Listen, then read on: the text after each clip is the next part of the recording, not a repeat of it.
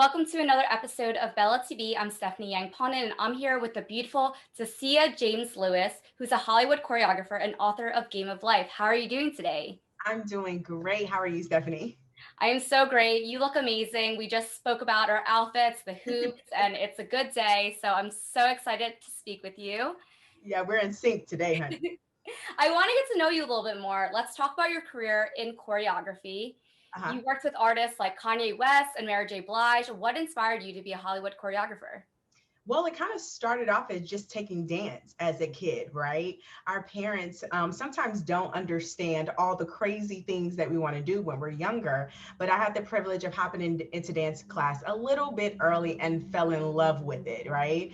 And so, ideally, when you're looking at TV and you know that you can dance and you're seeing Janet and Aaliyah and Michael Jackson, I mean, who doesn't want to be up there on stage with them? So they were like my inspirations. And I told my mom, yo, I think I want to be a choreographer. And she's like, a what? Do they make money? I don't know about that, And so I continue to just take classes and hone in on the craft in hopes that she would allow me to, move to Los Angeles eventually. So we kind of made a deal, shook hands. I went to college first. And then after I got my degree, I took off to LA. And I just thought, hey, let me try this thing. And it worked, right? It doesn't necessarily work for everybody, but when you really put a foot forward and you believe you believe that it's possible, you can do it. I'm a believer, okay? I love that. I'm also a true believer in that. And I feel like we also kind of have similar journeys because I also used to be a dancer. But, my family was like, is there money in that? Exactly what you said. So I was like, you know what? Let me find something different. And now I'm here talking to you as a journalist. So I also just love talking about dancing as well. And Yeah, I'll you're have still some in the diversity. field. I Go was ahead. like, you're I'm still in sorry. the field though. I mean, you know what I mean? And you're good at it. So it works for you. Thank you so much. I appreciate that. But I'll definitely have to come out to one of your classes if I'm ever in the area. So I definitely would love, to, share the floor with you at one point. So Yeah, I would love to have you. Let's see what you can do out there. Let's get it. amazing. So the pandemic has impacted everyone worldwide. How did it personally affect your career? I'm sure it was tough not being in the studio. Yeah, it's tough not being in the studio. It's tough not being on stage. I think for those of us that work in an industry where we rely on audiences, it became very difficult. And also, we express ourselves through this art. How we feel, that day. And I think that it was very limited. So we had to, find creative ways. I think that's why TikTok really took off during the pandemic because those of us that could not go to the studio were doing our best to get this art and this talent out however we could.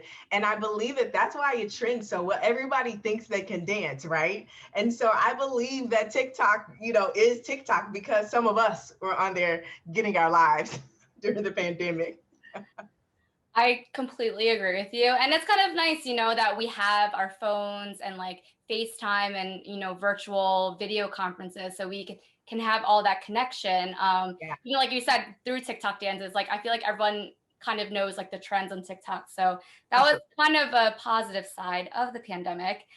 You were also in Coming to America. What was that experience like for you? What? Okay, Stephanie, I have to be like very candid here. Okay.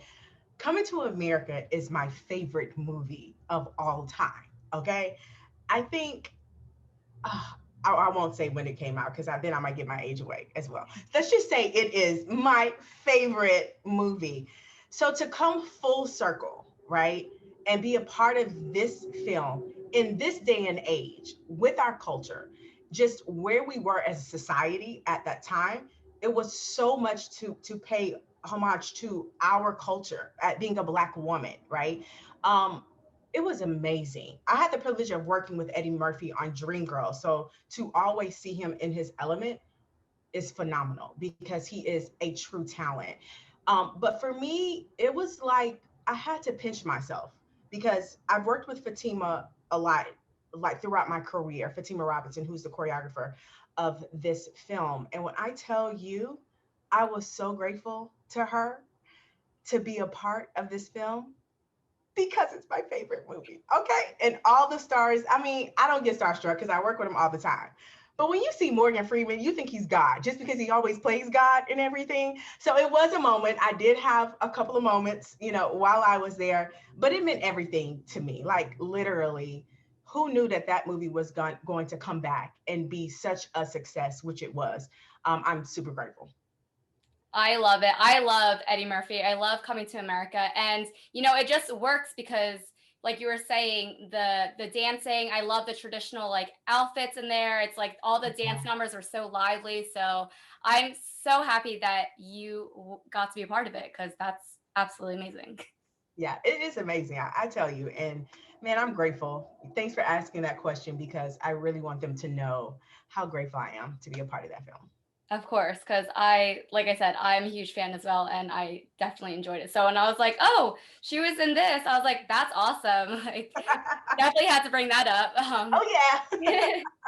I want to switch gears to talk Okay. about your book, Game of Life. You touch on Yeah. important topics like infertility. What motivated you to write this book?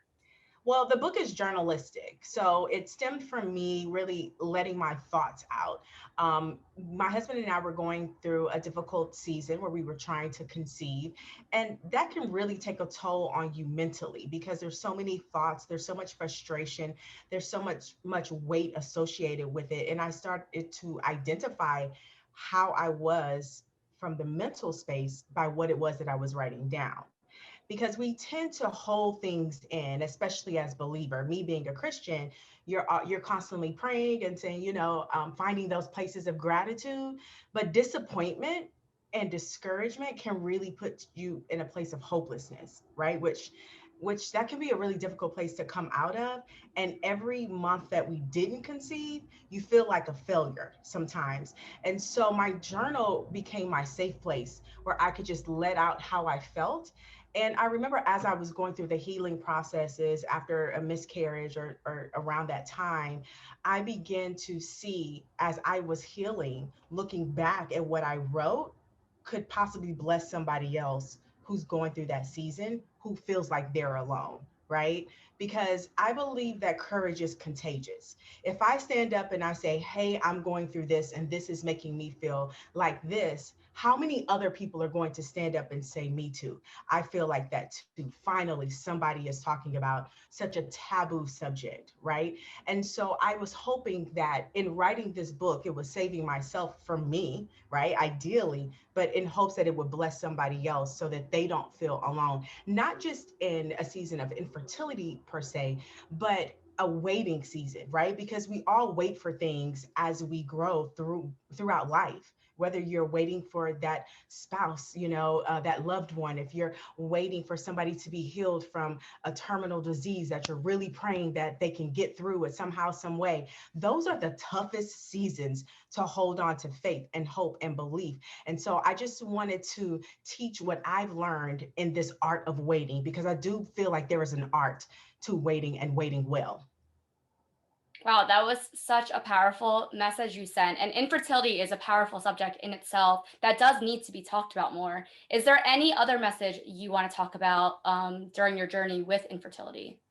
Yeah, I call myself a infertility, and the IN is lowercase, and the fertility is all caps, right? Because it's a journey, but there's a negative stigma attached to it, and it's called a disease when you look up the definition of infertility, and that can kind of be a dark and dim place, right?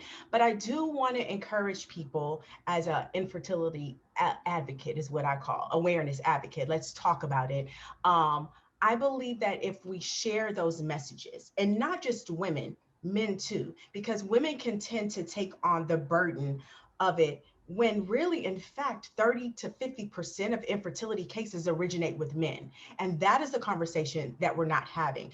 We're also behind in science and medicine when it comes down to male factor infertility. So I think that we have to be mindful about where we are as a society, that it takes two to tango, and let's get checked on both sides. Let's talk about it on both ends so that we can shed light on a dark and dim situation. I completely agree with you. Everything you're saying is incredibly important. I also want to talk about you have rules of engagement in your book. Can you talk about that briefly? Those are my favorite. Okay. Those are my favorite during this journey, I mean, I'm so empathetic now, right? Because I was probably that person that was like, after you got married, girl, when you having kids? That was probably me, okay? And so I'm so empathetic to waiting seasons in general because I've learned how to have conscious conversations with people, right? Because I believe that there's things like in the rules of engagement, get a clue. In conversation, if you just listen, you can see that that person will does not want to talk about the subject that you have introduced to them. I'll say something as simple as, if you ask me, do you have kids? And I say, no, not yet. Ding, ding, ding. Don't go any further, right? That is a clue. If I don't continue after that, not yet, to possibly no longer engage in that conversation, let's switch the topic. And I think that that can happen with anything.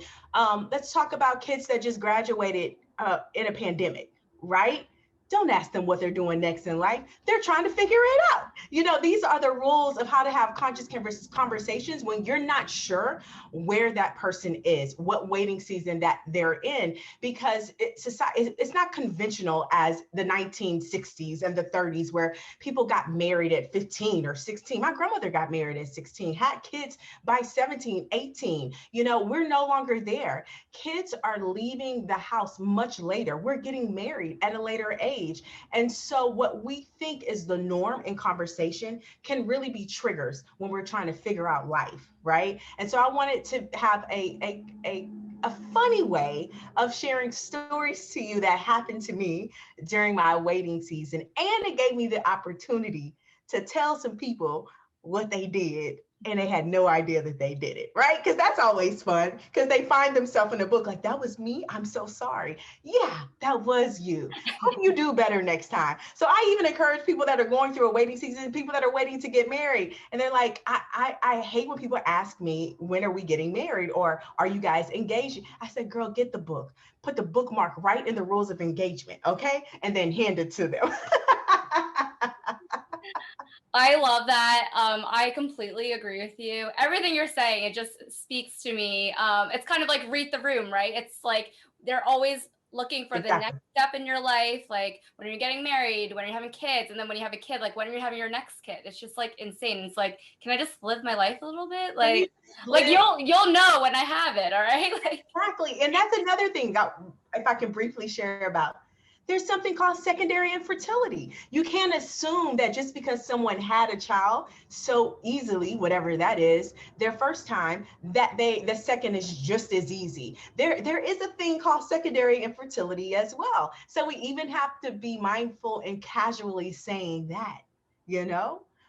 Postpartum, you might be going through it. Don't ask somebody when they're having the next one. They might have had a traumatic birth experience. We just should ask these questions. So yes, I have to send you I have to send you a book just so you can really get into it, girl. But yeah, I think that it's important that we start to talk about these rules on just how to be conscious, have conscious conversation with each other. Read the room is exactly what I'm saying. 100%. I love it all. And I love that it's called like rules of engagement because, that's kind of like uh, not like a toned down version, but kind of more of like, you need to read this. Like you need to get a clue just a little bit. Like, but I also wanted to briefly talk about you're the president of Women Wives Warriors. Can you talk a little bit about that? Yeah, so I started Women Wives Warriors back in 2013. I grew up with brothers, okay? So two younger brothers. So I'm the oldest. I'm very stingy. I always had my own room. You know, I never really had to share things with people. And so what I learned as I grew up as a woman is that I did not have great relationships with other females. And it wasn't like horrible relationships. I was just drawn to guys. You know, I felt like girls were messy, they're catty. You know, I just grew up around dudes. And I found an amazing group of women when I moved to Los Angeles who were like minded. I call them my covenant friends because we just had the same mission and the same purpose. And I was like, these women are cool. Like women are actually cool. Like there's women that are not catty, you know. And I to this day love the fact that I was able to find such amazing friends and an inner circle that kept me accountable. So much so that I felt like it was important to provide this type of support for other women, right? And so it's called Women Wives Warriors because it doesn't matter if you're single, it doesn't matter if you're married, if you're divorced, or if you are what we call a prayer warrior, which you love to pray for people and cover people. It is an organization of faith where we encourage women to be faithful, to have fun. We teach things about family and just how to engage with each other in a way that is supportive, right? So we provide blogs, we provide free workout classes on Saturday via Zoom so that people can work out and we can hold you accountable. It's just the community of women that love women. I love that. That's truly inspiring. I believe, especially with a company like Ballad Magazine, we're always bringing up women all the time and empowering each other. And thank you so much again for your time today. It was truly an honor to speak with you. You are such a gem and so fun. And I'm definitely taking everything in and moving forward with it. So thank you again. And be sure to check out The Game of Life, everyone. Thank you so much. Stephanie, thank you. Have a great Thank you. See you week. later. Bye.